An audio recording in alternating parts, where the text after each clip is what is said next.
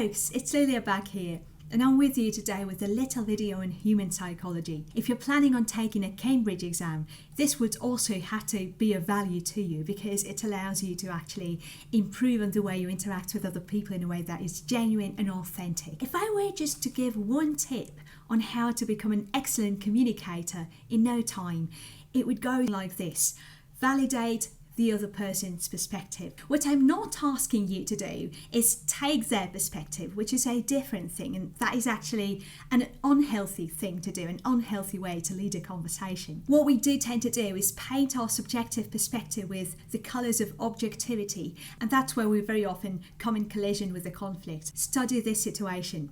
Imagine a person who's been going to university for a long time and now they graduate and they're very strong, they've done so many exams, they have a very strong kind of personality. They go and take a job as a support team manager in a bank and they're just fantastic. They have to go through rigorous training, they do that all the time, and now let's say in 5 years they're like a super duper professional within this area.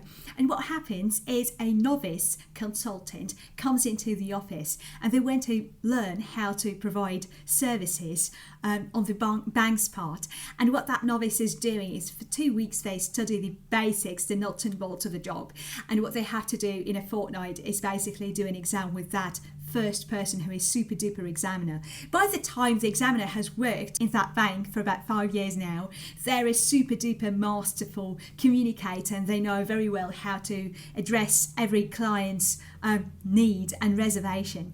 And now they have to basically examine the novice person, and what they do is they ask the novice person a very practical first-hand experience question that the novice person hasn't got the faintest how to address. And can you see the problem in that? Whatever the reason may be for the professional support team manager to be doing that to a novice person, it's not a very professional way to go about it, mainly due to the reason that the professional fails to see the exam and the situation in and of itself from the novice worker's perspective, and therefore the conflict may arise where both parties might be subject to misunderstandings and further executive board involvement. What I want you to realise right now is that basically we go through different life paths, and that is perfectly valid, that is perfectly understandable, and that is how it should be. Where we actually dig a pit for ourselves is the moment where we try to impose our own subjective perspective on another person and call that objectivity. If you want to be an excellent communicator and you don't want to fall into this trap of imposing your subjective perspective on another person's perspective and calling that an objective perspective, what you should do is accommodate for their own perspective as well and see it as valid from the very start of the conversation you'll be having. Here's one pitfall that you might encounter on that way. You might actually feel tempted to see your position as superior, because if you're taking a perspective where you're acting quote unquote in a wiser fashion, that may ultimately put you in a position where you might consider yourself to be superior to that person.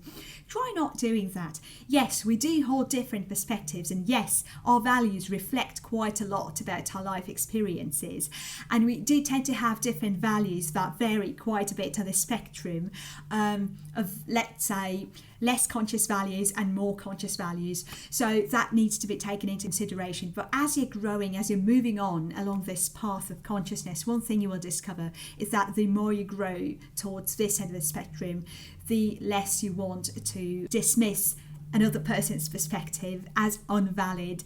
I think that's actually one of the traps that most spiritual people fall into when they just step on the path of spirituality. We get to assume that our perspective is like kind of higher or superior, and that's the trap that I have personally fallen into dozens of times, and this is actually something I would like to prevent you from doing by helping you see where you actually do that, where you consider yourself superior when you choose to consider another person's perspective as valid, but you do that for a wrong reason. Thank you very much for your attention, guys. Talk to you soon. Bye.